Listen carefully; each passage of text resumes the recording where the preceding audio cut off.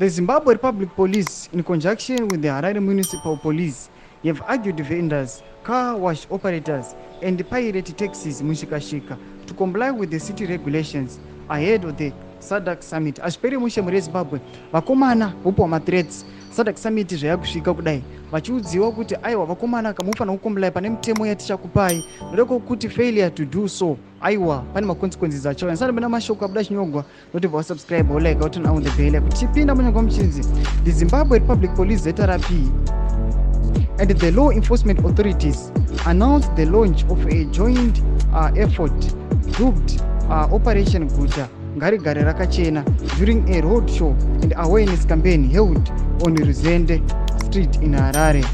The ZRP said police also warned illegal pirate taxis against unlawful pickups and drop-offs, and that anyone found using touts to cause passengers to board their vehicles would face legal consequences, said the spokesperson.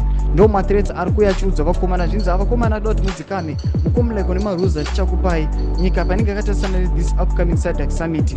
Muri Zimbabwe munoziva kuti aiwa vanhu munyika yeZimbabwe ndo zvekuvararamisa mavendors vanhu vanoita zvekupilota iri kunzi mishikashika iyi iri kunzi aiwa ichange yakanzi ishut down zve zvakavhariwa aiwa nyika patiri tichiona kuti SADC summit inenge irimo munyika yeZimbabwe nemadelegates awo. Tiudze mafungiro enyu moti kudii pamusoro pechitiko ichi. Pinda mucomment section medu musaona subscribe like channel on the bell.